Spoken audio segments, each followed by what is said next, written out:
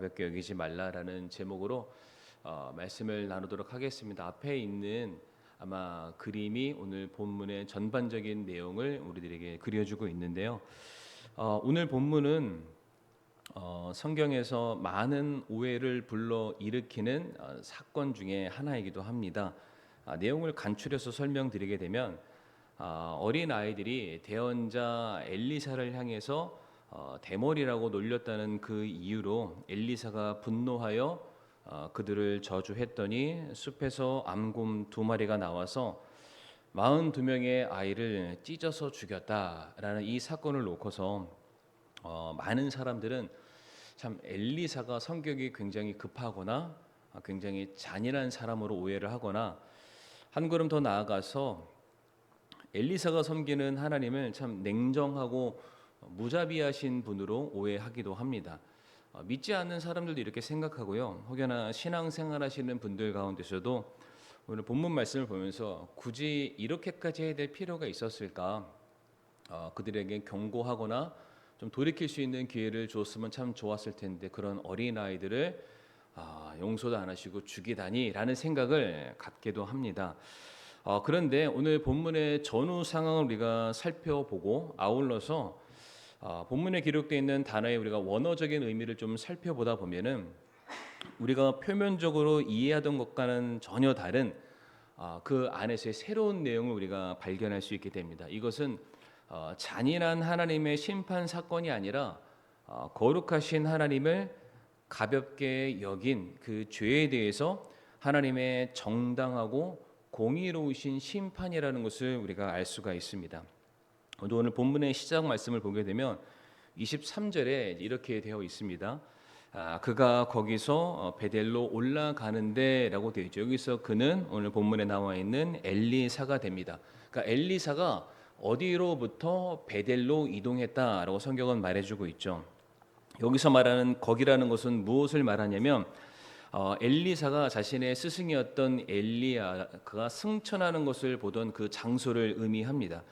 성경 말씀 보게 되면은 엘리야가 승천했던 장소가 여리고 근처에 있는 요단강 동편이었다라고 말을 하고 있습니다. 엘리사가 거기서 자기의 스승인 엘리야를 보내면서 엘리야의 모든 사역을 이제 위임을 받게 됩니다. 그러니까 이제 엘리야의 사역이 계속해서 이제 진행이 되는 것이죠. 사역을 위임받고 처음으로 향했던 장소가 바로 오늘 본문에 나와 있는 베델인데 사역의 시작점에 가장 첫 번째 발걸음을 내디뎠던 장소가 베델이라는 것은 결코 우연이 아닙니다. 제가 설교 가운데 베델이라는 부분을 아마 자주 언급을 해서 이제는 우리 성도님들에게 굳이 설명을 드리지 않아도 베델이 어떤 곳이다라는 것은 아마 다 아실 텐데 베델은 하나님의 집이고요. 야곱이 광야에서 환상을 보았던 그 사건의 중심지이기도 합니다. 그러니까 베델하면은 하나님의 집, 하나님의 집이라면 하나님의 말씀이 있고 하나님을 예배하고 하나님을 기억하는 그러한 장소이겠죠. 그런데 지금 엘리사가 향하고 있는 베델이라는 지역은 같은 장소이기는 하지만 그 의미와 그 안의 내용이 완전히 뒤바뀌어 있는 상황입니다. 그러니까 과거에 야곱이 이름 지었던 베델은 하나님을 높이는 장소였다면은 같은 장소이지만 시대가 변해서 여로보암 시대 때의 베델은 하나님을 섬기는 곳이 아니라 우상을 섬기는 곳으로 바뀌게 됩니다. 열왕기상 12장 28절에서 29절 말씀을 한번 보시게 되면은요. 이것에 관하여 왕이 의논한 뒤 금송아지 둘을 만들고 그들에게 이르기를 너희가 예루살렘에 올라가는 일이 너무 큰 일이로다. 오 이스라엘아 너를 이집트 땅에서 데리고 올라온 내 신들을 보라 하니라. 그가 하나는 베델에 두고 다른 하나는 단에 두었으므로 라고 되어 있습니다. 이것도 간단하게 설명드리면은 이스라엘 남과 북으로 갈려지게 되죠. 예루살렘 성전은 남에 있고요. 북에는 아무것도 없습니다. 그래도 하나님의 백성들이 하나님을 예배하고자 예루살렘으로 향하니까 남쪽으로 내려오니까 북이스라엘을 통치하던 여로보암이 자기의 백성들을 못 가게 베델과 단에 임의적인 제단을 쌓게 되는데 차라리 거기에 하나님을 섬기는 제단이었으면 좋으련만 거기에다가 이제 금송아지나 각종 우상들을 만들어 놓고 거기에 절하게 만드는 원래의 베델의 의미가 퇴색된 우상을 섬기는 장소가 되었습니다. 지금 엘리사가 엘리야의 사역을 받들고 그의 사역의 첫 걸음을 가는 장소는 베델이기는 하지만 우상 숭배의 본거지를 향해서 지금 발걸음을 내딛고 있다라고 우리 성도님들께서 이해하시면 되겠습니다. 그렇게 엘리사가 베델로 갔는데 거기에서 처음으로 만났던 대상들이 오늘 본문 말씀 보면은 이제 어린아이라고 되어 있습니다. 23절 말씀을 다시 띄워 주시면 거기에서 어린아이를 만났다라고 말씀하고 있는데 우리가 어린아이 하면은 우리가 누가 생각이 나나요? 이제 동네에서 막 까불까불하고 뛰어다니고 친구들이랑 술래잡기 하는 유치원부터 초등학생 정도의 그런 대상들이 우리가 머릿속에 생각이 됩니다. 그런데 이 어린아이에 해당되는 히브리 원문을 보게 되면은 이 아이를 히브리어로 나르라고 말을 하고 있는데요. 그 단어가 사용된 또 다른 본문들을 찾아보게 되면 우리가 생각하는 것과는 다른 대상을 설명하고 있다라는 것을 우리가 알 수가 있습니다.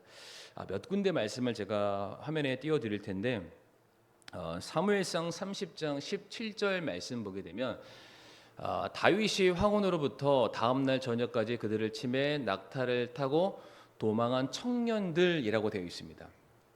여기서 청년들이 아까 나왔었던 본문의 어린아이를 말하는 것과 똑같은 단어입니다. 이 본문의 상황은 이제 다윗이 사울 때문에 도망자의 삶을 살게 되었을 때 자기와 함께하고 있는 그 많은 사람들을 의미하는데 여기서 청년들, 근데 말씀을 잘 보게 되면은 낙타를 타고 전쟁 가운데 함께 동행했었던 사람들, 낙타를 타야 되고요, 전쟁도 해야 됩니다. 유치원이나 초등학생은 분명히 아닐 거고요. 이 말 그대로 청년들, 20세 이상의 청년들을 아마 말하는 것일 겁니다. 그 밑에 있는 창세기 14장 24절의 말씀 보게 되면 여기서도 청년이라는 단어가 나오는데 이것도 동일한 나르 단어입니다. 이 창세기 14장에서는 아브라함이 자기의 조카 롯을 구출하기 위해서 자기 집에서 훈련시켰던 318명의 용병들, 병사들이 있었다라고 성경은 말하고 있는데 지금 그 사람들을 말을 하고 있습니다. 마찬가지로 유치원생과 초등학생들로는 그 다른 적군들과 싸울 수 없겠죠. 또 동일하게 20대 이상의 청년들을 말을 하게 될 것이고요. 그 밑에 있는 창세기 42장 말씀 보게 되면은 이제 요셉이 보디발 장군 집에서 일을 하다가 이미 형들에게 배반당해서 팔렸죠. 어린 나이에 팔려가서 이미 수많은 시간이 지나고 난 다음에 이제 어쩔 수 없이 감옥에 갇혀가지고 환상 가운데 뭔가 해석하는 그 장면이 나옵니다. 그때에 아마도 요셉의 나이가 30세 초반이나 중반 되지 않았을까 이렇게 성경 신학자들이 연구하고 있는데 그때의 요셉을 청년이라고 말을 하고 있습니다. 그러니까 나르 아이를 지칭하는 단어가 일부분 성경에서는 정말로 어린아이가 아니라 청년들로 해석을 하고 있다라고 이해를 하시면 되겠고요. 다시 그 23절 말씀을 띄워주시게 되면은 아이라고 말하지 않고요. 그 앞에 어린 아이라고 말을 하고 있습니다. 이제 이것도 우리 성도님들이 히브리어를 기억 안 하셔도 되는데 이 어린이라는 뜻이 아이를 꾸며주는 단어인데 단순히 물리적으로 신체적으로 작은 사람을 말하는 것이 아니라 원래 이 뜻은 작다, 보잘것없다, 형편없다, 하찮다 뭐 그러한 뜻들을 가지고 있습니다. 그러니까 어린 아이라는 제가 해석해 드렸던 그 의미로 다시 이 단어를 새롭게 우리가 번역을 하게 되면은 누구를 말할까?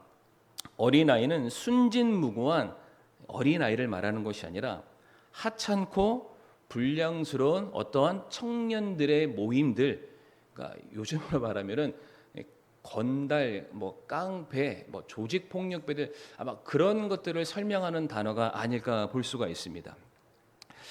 여기서 제가 우리 성도님들에게 좀 결론부터 말씀드리고 싶은 게 뭐냐면 제가 이제 이 청년들에 대해서 어린 아이들에 대해서 지금 제가 충분히 설명을 드렸는데 이게 끝부분에도 나오게 되겠지만은 실상 이 청년들은 누구를 말하냐면 제가 말씀을 묵상하다 보니까 이것은 결국에는 오늘날 우리들을 이야기하는 거다.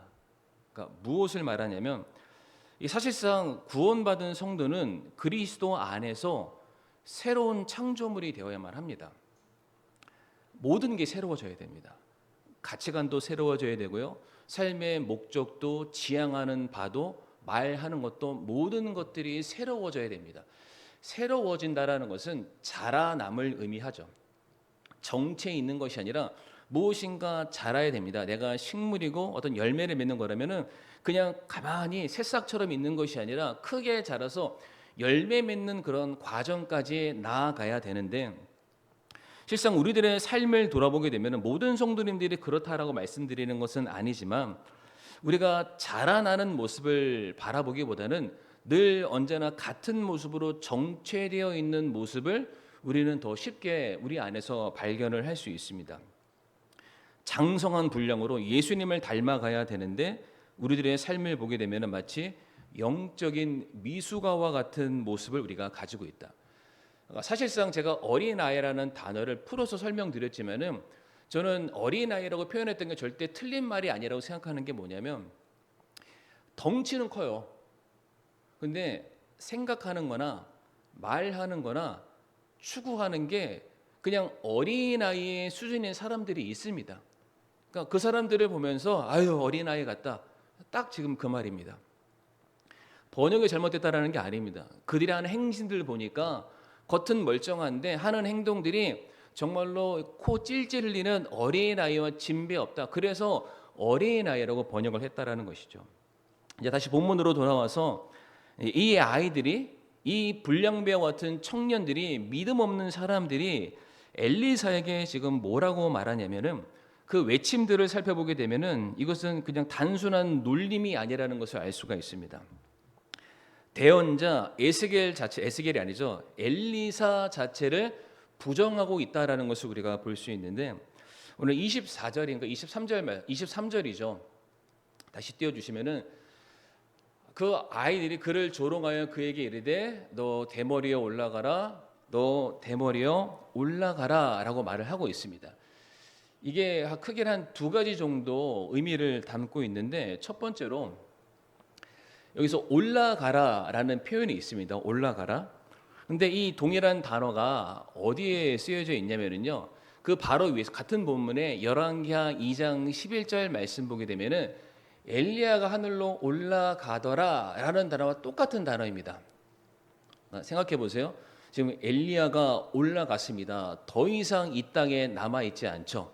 그런데 지금 이 청년들이 엘리사를 향해서 너도 올라가라라고 말하는 건 뭘까요?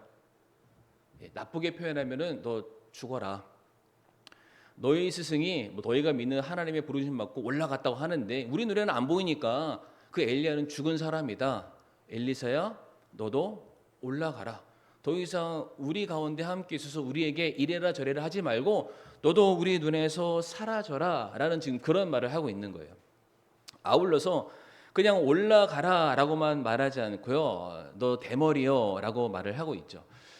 성경 어디에서도 엘리사가 대머리라고 표현하는 것은 없습니다. 그러면은 무엇인가 상징적인 의미를 담아서 말을 하는 것일 텐데, 엘리사를 향해서 마치 털이 없는 사람인 것처럼 지금 말을 하고 있습니다. 자, 그런데 엘리사의 스승이었던 엘리야는 성경에서 뭐라고 말하냐면 그는 털이 많은 사람이다라고 말을 하는 거예요. 엘리야는 털이 많은 사람인데 엘리야가 했던 사역을 보니까 대단하고 엄청난 많은 사역들을 이룬 사람인 거예요. 그 엘리야의 특징이 털이 많은 사람입니다. 그런데 너는 털이 없다. 너는 대머리다. 무슨 얘기일까요? 너는 엘리야가 아니라는 거예요. 너가 스스로가 이 우리 동네에 와가지고 내가 대언자다, 내 말을 들어라 그렇게 말할지는 모르겠지만 우리는 너를 한 번도 대언자라고 인정한 적이 없다. 너는 엘리야가 아니지 않느냐라는 의미를 담고 있고요. 뿐만 아니라 성경에서 머리는 그 사람의 그 권위를 상징하죠. 그런데 그 권위를 상징할 만한 머리카락이 없습니다. 다시 말해서 너가 스스로 우리에게 대언자라고 말을 하고 있지만은 누구도 너를 대언자라고 인정해 준 적이 없다. 아무도 그것을 본 적이 없다. 들은 사실이 없다. 그래서 너는 우리에게 뭐라고 말할 자격이 없으니까 너 대머리여 올라가라, 물러가라. 우리 눈에서 사라져라라고 말하고 있습니다. 그러니까 다시 말해서 이 청년들이 말하고 있는 대머리여 올라가라는 말은 엘리사를 부정하는 겁니다. 그리고 그 인간 엘리사를 부정함과 동시에 엘리사의 사역인 대언자의 역할을 부정하는 것이고요. 결과적으로는 그를 이 자리로 보내신 하나님을 대적하는 그런 말일 수도 있습니다. 자, 그러면 성도님들 중요한 것은 왜 이 청년들이 엘리사를 이렇게 대적했을까? 엘리사의 직분이 대언자라고 말씀을 드렸죠. 그러니까 대언자는 역할이 다른 게 아닙니다. 사람들에게 하나님의 뜻을, 하나님의 메시지를 전달하는 역할을 감당하고 있는데 이것을 크게 성경에서 우리가 두 가지로 살펴볼 수가 있습니다. 첫 번째로 하나님께서 동일한 대언자 중에 한 사람이 에스겔에게 이렇게 말씀을 하십니다. 에스겔 3장 17절 말씀 우리 성도님들 한번 읽어주시겠습니까? 시작.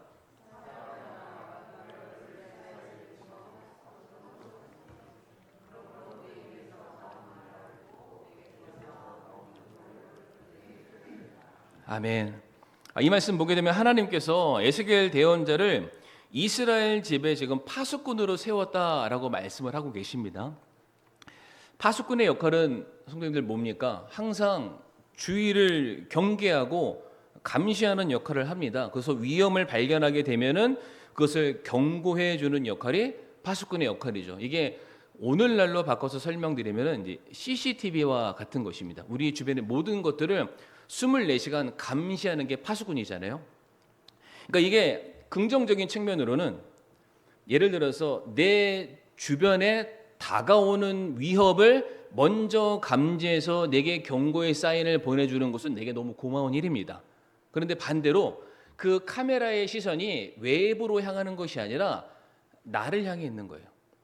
24시간 나를 감시합니다. 외부만 감시하는 것이 아니라 그 동일한 카메라와 동일한 시선이 24시간 나라는 사람을 감시하는 거예요. 왜? 밖에서도 죄가 들어올 수 있지만은 안에서도 죄가 얼마든지 발생할 수 있으니까 하나님의 시선은 동일하게 그 죄의 여부에 대해서 살펴보신다라는 거예요. 성도님들, 24시간 나를 감시하는 카메라가 내 주변에 있다. 누군가 나의 일거수일투족을 본다. 어떠실 것 같으세요? 너무 힘들죠. 부끄러울 겁니다. 거기에다가 뭐 라카치를 칠하든 종이를 붙이든 어떻게 해서든 그 감시로부터 떨어지고 싶은 그런 마음이 들 거예요. 지금 동일하게 엘리사라는 사람이 베델레헴에 살고 있는 죄악 많은 사람들에게 하나님께서 그들을 감시하는 파수꾼으로 보내신 거예요. 그리고 그들이 어떻게 살고 있는지를 보게 하시니까 그 사람들이 엘리사를 보낼 수밖에 없는 것이죠. 그러니까 대언자의 역할은 감시하는 겁니다. 그들이 어떻게 살고 있는지 하나님의 시선으로 그들을 바라보는 것이고 뿐만 아니라 대언자의 또 다른 역할은 무엇이냐면은 그들의 죄를 정확하게 지적하는 역할을 합니다. 말씀 하나 더 띄워주시면 사무엘하 12장 7절 말씀 너무 잘 아시는 말씀이죠. 다윗이 밧세바를 범하고 난 이후에 그 사건을 어떻게 해서든 최대한 은폐하려고 했었습니다. 그때 하나님께서 나단 대언자를 보내셔서 두말하지 않습니다. 다윗, 당신이 바로 그 사람입니다. 당신이 죄인입니다. 그 앞에 있는 사건 말씀 안 드려도 아시죠? 어떤 예화를 들면서 그 죄인이 바로 당신입니다. 그러니까 동일합니다. 지금 베델에 살고 있는 수많은 사람들이 하나님의 사람에 딱 들어온 거예요. 내가 어떻게 살고 있는지 24시간을 감시하면서 내가 죄를 지을 때마다 손가락질 하는 거예요. 당신 그거 죄입니다. 당신 그거 잘못됐습니다. 그 잘못된 것을 하나님께서 결코 그냥 지나치지 않으실 겁니다. 그것에 대해서 반드시 하나님께서 심판하실 것입니다. 라는 말들을 내가 쉬지 않고 들어야만 한다면 이것은 결코 기쁜 일이 아니죠. 그러니까 사람들이 엘리사가 들어오자마자 아직 동네에 첫 걸음을 내딛는지도 모르겠습니다만은 바로 그때에 쪼르륵 찾아가서 대머리여 떠나가라. 나는 너를 우리의 대언자로 인정한 적이 없다. 올라가라, 떠나가라. 근데 성도님들 너무나도 아이러니한 게 지금 엘리사가 어느 동네를 향했다고 성경이 말하고 있습니까? 지금 엘리사가 간 곳 베델이잖아요. 베델. 하나님의 집입니다. 하나님을 예배하는 곳입니다. 하나님의 말씀이 있는 곳이고 하나님의 통치가 있는 곳이 베델, 바로 그곳에 하나님의 사람이 하나님의 말씀을 준행하기 위해서 왔습니다. 그런데 마치 그 동네 사는 사람들이 어떤 모습이냐면은 예수님께서 인간의 몸을 입으시고 이 땅에 내려오셔서 그들을 구원하시기 위한 메시아로 오셨는데 마치 예수님을 배척하고 거부하는 것처럼 엘리사가 오는 것을 모든 사람들이 찾아와서 그를 지금 거부하고 있는, 저항하고 밀쳐내고 있는 그런 모습을 보여주고 있습니다. 여기서 중요한 것은요, 성도님들, 베델에 살고 있는 이 사람들은요 이방인이 아니었다라는 겁니다. 하나님을 모르는 사람들이 아니었습니다. 그들은 하나님이 어떤 분인지 알고 있었고 원래 그들은 하나님을 섬기는 자들이었습니다. 그런데 그들의 삶에 하나님을 밀쳐내고 그 자리에 우상을 섬기기 시작하는 거예요. 하나님을 향해서는 내가 헌신해야 되지만은 내가 믿고 섬기는 이 우상들은 내 필요를 채워주기 시작한다고 하니까 너무 편한 거예요. 그냥 내가 원하는 거를 내가 원할 때 내 마음대로 얻어낼 수 있는 그 우상을 섬기는 내 삶이 난 너무나도 편했습니다. 봐보세요. 베델이잖아요. 하나님의 집이에요. 나 베델 갈게 라고 하면 뭐가 되는 거예요? 듣는 사람들한테는 하나님의 집을 가는 거야? 하나님을 예배하는 거야? 근데 실상은 그 베델로 갔을 때 내가 하는 일이 뭔가요? 하나님과는 전혀 상관없는 일을 하고 있습니다. 근데 겉으로 보여지기에는 나 베델 가. 나 베델 가서 베델에 합당한 일을 할 거야. 그러나 거기 가서는 그 누구도 하나님을 섬기지 않더라. 지금 그들의 죄악을 폭로시키기 위해서 엘리사가 들어가는데 그 엘리사를 밀쳐내는 거예요. 왜? 엘리사가 들어오면은 이 베델에서 그들이 행하고 있는 거짓된 신앙 행위가 드러나기 때문입니다. 그러니까 겉으로 보여지기에는 내가 여전히 믿음 좋은 사람인 것처럼 보여지기를 원하는 거예요. 감춰줘야 되잖아요. 누가 내 속을 알면 안 되잖아요. 그러니까 엘리사라는 하나님의 CCTV를 자꾸만 그들의 삶에서 밀쳐내려는 모습이 있다는 겁니다. 하나님을 너무 가볍게 여기는 거예요. 하나님을 만홀히 여기는 그런 모습이 있다는 것이죠. 자, 이러했을 때 하나님께서 그들에게 어떠한 결과를 허락을 하셨을까? 오늘 24절 말씀 보게 되면은 숲에서 암곰 2마리가 나와서 이 42명의 청년들을 찢어 죽이는 사건이 나옵니다. 그런데 성도님들 24절 말씀을 잘 보시게 되면은 죽은 사람이 42명이지만 아이들 중에라고 되어 있습니다. 무슨 말일까요? 똑같이 엘리사를 막아서기 위한 굉장히 많은 무리들이 존재했다라는 겁니다. 근데 그 중에서 대표되는 사람들, 성경에 말하는 굳이 10부장, 100부장 같이 좀 앞서는 리더격의 사람들만 죽었지 실상은 그 동네에 살고 있는 자신의 죄가 발각되기를 원치 않는 수많은 사람들 이미 다 몰려왔습니다. 근데 그 중에서 대표되는 42명만 죽은 거예요. 성도 이건 절대로 엘리사 개인의 복수가 아닙니다. 사실 이 말씀은 이미 레위기서 말씀 가운데 하나님께서 모세를 통해서 이스라엘 백성들에게 경고하신 말씀이기도 한데 레위기 26장 21절에서 22절 말씀을 우리 성도님들 한번 읽어주시면 되겠습니다. 시작.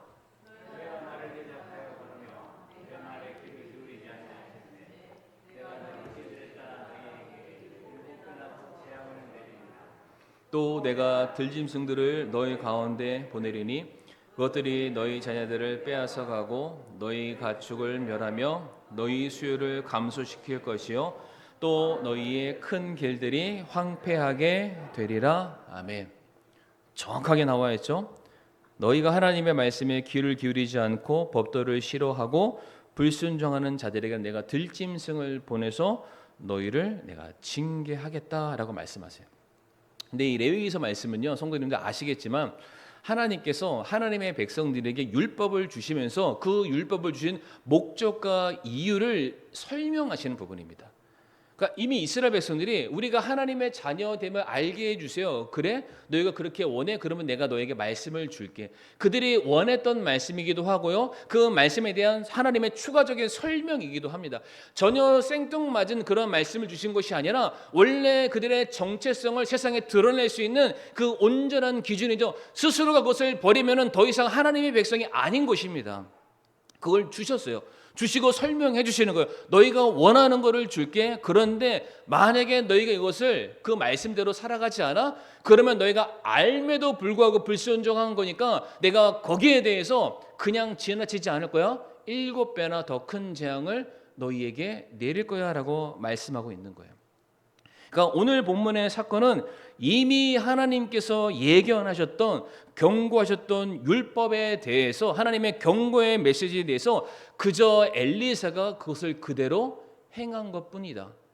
개인적인 복수국이 절대로 아니라는 것이죠. 갈라디아서 6장 7절부터 8절까지 말씀 보면 우리가 잘 아는 말씀이죠. 속지 말라. 하나님은 조롱당하지 아니하시나니 너희가 아무리 베델에 가봐라. 너희가 베델에 가서 하나님 예배하는 거 아니잖아. 금송아지 섬기는 거잖아. 조롱당하지 않는다. 사람이 무엇을 심든지 또한 그것을 거두리라. 자기 육신에게 심는 자는 육신으로부터 썩는 것을 거두되 성령에게 심는 자는 성령으로부터 영존하는 생명을 거두리라. 그러니까 우리가 말씀을 절대로 가볍게 여길 수 없는 분명한 이유가 성경에 나와 있죠.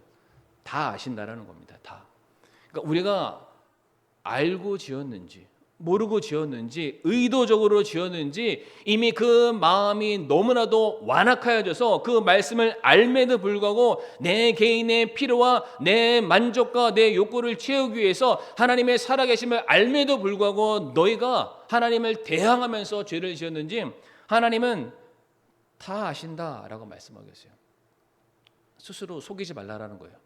베델에 간다라는 그 이름하에 너희 믿음이 스스로 괜찮은 척 더 이상 포장하지 말아라 라고 말씀하고 계십니다. 저는 특별히 이것이 오늘 우리 구원받고 하나님의 자녀로서 오랜 시간 신앙생활하고 있는 우리들에게 너무나도 잘 적용되는 그런 말씀이지 않나라고 생각이 드는데, 우리가 차라리 모르면 몰랐지 알잖아요. 그러니까 예를 들어서 1년이 52주입니다. 아침 저녁으로 우리가 아침 오후 2번 예배 드리니까 메시지로 따지면은 2개의 메시지. 수요일 한 번 전하면은 일주일에 3개, 3 곱하기 50이면은 156, 대충 150개라고 우리가 했었을 때 우리가 한 150가지 정도 되는 메시지를 1년에 듣습니다. 중복되는 거 딱 가정해도 적어도 50개 이상의 새로운 메시지를 듣습니다.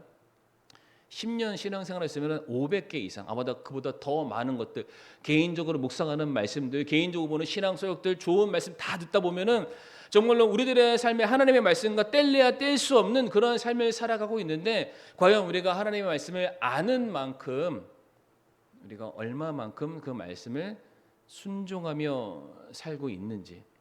듣기는 들었는데 그냥 아무렇지 않게 그 말씀에 대해 마음속에 나를 요동치고 있음에도 불구하고 전혀 상관없는 듯한 그런 우리가 삶을 살아가고 있다면 죄송하지만 우리들의 모습이 베델에서 엘리사를 조롱했던 그 청년들과 전혀 다를 바가 없다라는 것이죠.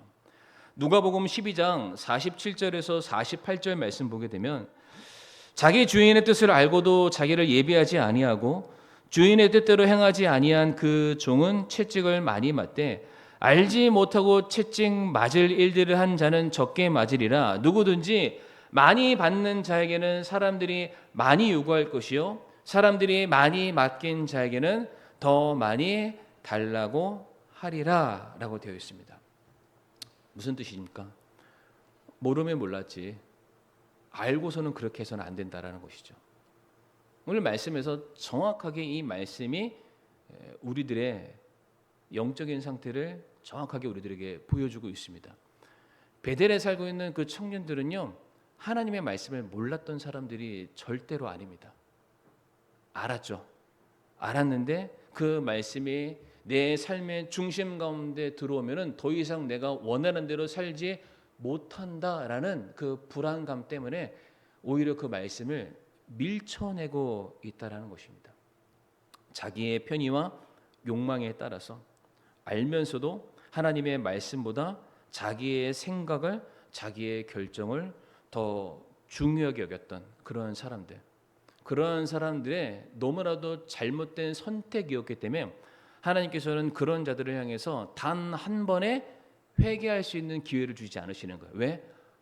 알고 한 거니까요. 오늘 말씀을 보시면서 더 이상 어린아이라고 생각하지 마시길 바랍니다. 유치원 아이들이, 초등학생 아이들이 아무것도 모르고 저기 대머리가 아니라 대머리래요, 이게 아니라는 거예요. 의도를 가지고 있습니다. 그 마음속에 음흉한 생각을 품고 베델이라는 하나님이라는 그 영광스러운 이름은 가져가고 싶지만 실상은 전혀 그렇게 살기를 원치 않는 그런 삶의 모습. 누가복음 6장 46절 말씀 보게 되면 너희는 나를 불러 주여 주여 하면서도 어찌하여 내가 말하는 것들은 행하지 아니하냐라고 말씀을 하고 계십니다. 아마도 엘리사가 이 말을 하고 싶었던 것 같아요. 너희가 베델에 사는데 왜 베델에 사는 사람답게 못 살고 왜 자꾸만 하나님의 말씀과 무관한 삶을 살려 하느냐. 성도님들, 너무나도 참 우리들이 말씀 보면서 기억할 것은 뭐냐면 원래 저와 우리 성도님들이 은혜를 받지 못했다면 우리가 예수님처럼 십자가에 못 박혀서 창에 찔리고 채찍에 맞아서 마치 곰이 찢어 죽이듯이 우리들의 육신에 갈기갈기 찢어서 죽임 당해야 될 그런 존재가 저와 성도님들이었습니다. 그런데 주님께서 그런 우리들을 향해서 자신의 몸을 내어주셔서 대신해서 찢기시고 대신해서 죽으심으로 말미암아 우리가 다시 살아날 수 있는 은혜를 우리에게 주시게 되었죠. 이사야 53장 5절 말씀 보면은 그러나 그는 우리의 범법들로 인해 부상을 당하고 우리의 불법들로 인해 상하였노라. 그가 징벌을 받음으로 우리가 화평을 누리고 그가 채찍에 맞음으로 우리가 고침을 받았도다. 그러니까 이와 같은 은혜를 받은 사람들이라면 우리는 더 이상 내가 원하는 것 때문에 하나님의 말씀에서 불순종하는 그 삶을 우리는 단호하게 청산할 수가 있어야만 합니다. 내 인생의 주도권을 쥐고 살아갔던 모든 것들을 주님의 절대적인 권위 앞에 겸손하게 무릎을 꿇고 하나님이 내 삶의 가장 우선순위가 되게끔 우리는 반드시 그렇게 살아야만 하는데 만약에 우리가 그런 삶을 살지 않는다, 여전히 대머리여 올라가라 라고 말하는 것처럼 말씀과 전혀 상관없는 그런 삶을 살아가고 있다면 우리가 곧 베델에 살고 있는 청년이고 우리가 곧 원래는 그 곰 같은 심판에 찢겨 죽임 당해 마땅한 사람들이라는 것을 우리가 반드시 잊지 말아야 할 것입니다. 그래서 로마서 11장 22절 말씀 보면은 그러므로 하나님의 선하심과 엄하심을 보라. 넘어진 자들에게는 엄하심이 있으나 내가 그분의 선하심에 고하면 너를 향하여 선하심이 있으리라. 그렇지 않으면 너도 잘려 나가리라. 구원이 취소된다 그런 말씀 드리는 게 절대로 아닙니다. 그러나 우리를 향하신 하나님의 선하신 뜻과 계획이 거두어질 수도 있다는 것입니다. 더 이상 우리를 하나님께서 자기의 귀한 그릇으로 사용하지 않으신다라는 말씀입니다. 더 이상 우리들의 삶이 의미와 목적이 없는 마치 그냥 먹고 사는 짐승에 불과한 삶이 될 수도 있다는 것이죠. 그래서 우리 사랑하는 성도님들, 어린아이와 같은 자기 마음에 드는 것만 받아들이는 것이 아니라 성숙한 사람, 어른은 불편하더라도 나의 진정한 건강에 유익이 된다면 그것을 다 우리가 하잖아요. 우리 성도님들도 이제 나이가 드시면서 건강 챙기려고 안 먹던 약도 드시고 안 하던 스트레칭도 하시고 좋은 거 입에 쓴 거라도 다 드시잖아요. 건강해지려고. 우리는 더 이상 어린아이가 아닙니다.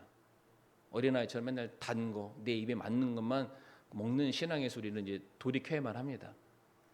그래서 에베소서 4장 14절과 15절 말씀 읽고 말씀을 마무리하겠습니다. 같이 읽겠습니다. 시작.